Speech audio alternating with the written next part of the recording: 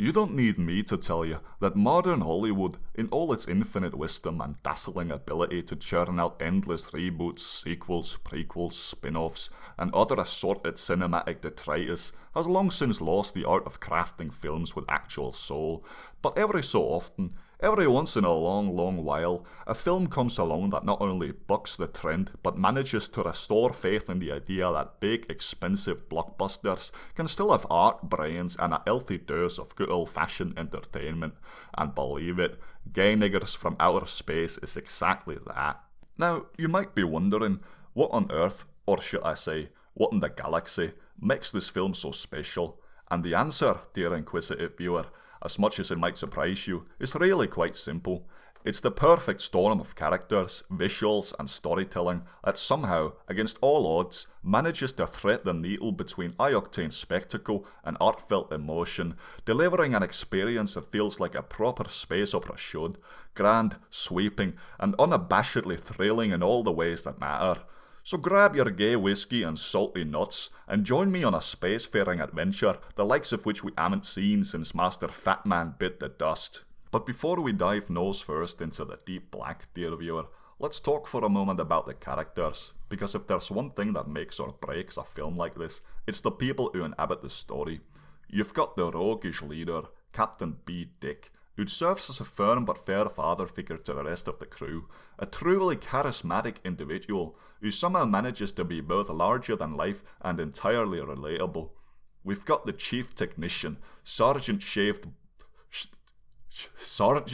Balls, the unassuming intellectual whose stoic exterior hides a simmering inner conflict that threatens to boil over at any moment, and of course, the comic relief, Mr. Schmool, a snarky, sharp-tongued, yet deeply loyal ambassador who somehow, through sheer force of charisma, holds his own without descending into obnoxiousness or outright parody.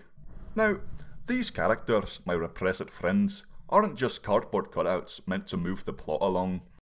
They feel alive, fully realised, and brimming with personality, the kind of personalities and with it, inclinations that unashamedly stick with you long after the credits roll.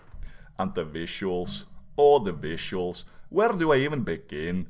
This film doesn't just show you space, it immerses you in it, dragging you through the infinite blackness of the gay cosmos, and spitting you out on a journey that feels so tangible, so real, you could almost reach out and touch the narrative with your very essence.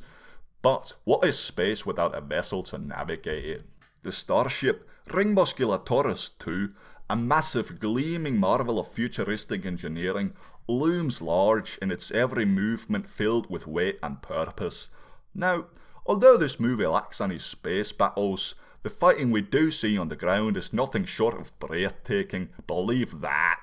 Choreographed with such precision and executed with such flair that you can't help but be utterly captivated. Sure, there are moments where it all feels a bit too polished, a bit too perfect, lens flares sparkling across the screen like an over-enthusiastic lighting designer who went rogue. But you know what? When it looks this good, who am I to complain? Now, I know what you're probably wondering, but Binker, you haven't talked about the one thing that can both make and break an epic space opera like this, the music. And let me just say, this film does not disappoint. It doesn't have any, lol. What it does have though, dear friends, is a narrator possessing an absolute powerhouse of a voice, one commanding unlike any other, yet at the same time calming like the nursing tone of the maid that used to put me to sleep when my mother was too preoccupied with getting drunk and inviting a circus's worth of freaks and misfits to rail her, just to feel something other than disappointment in her only son. And now we come to the story, which is, let's face it, the beaten art of any great film, and this one does not disappoint, believe that. If this movie has taught me anything, it's that you don't need to beat your audience over the head with a convoluted message, or drown them in passive-aggressive virtue signalling to make a point.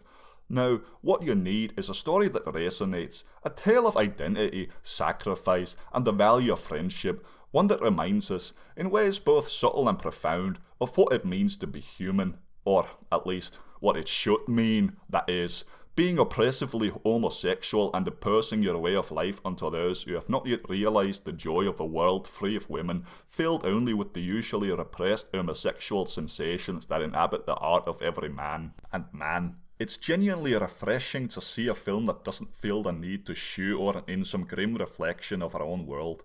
This movie does not reflect the world we live in today. No preachy commentary on corporate greed or climate change, no smug self-congratulatory winks to the camera, and no rising feminist propaganda serving as the launching pad for an order of female world leaders. Instead, it offers something far more valuable, a vision of the future that feels hopeful, exciting, and just the slightest bit magical. An intergalactic universe-spanning gay paradise, a future where humanity, or whatever species the ggers are, rises to meet the challenges of the cosmos with courage, ingenuity, determination, and a deep abiding sense of wonder.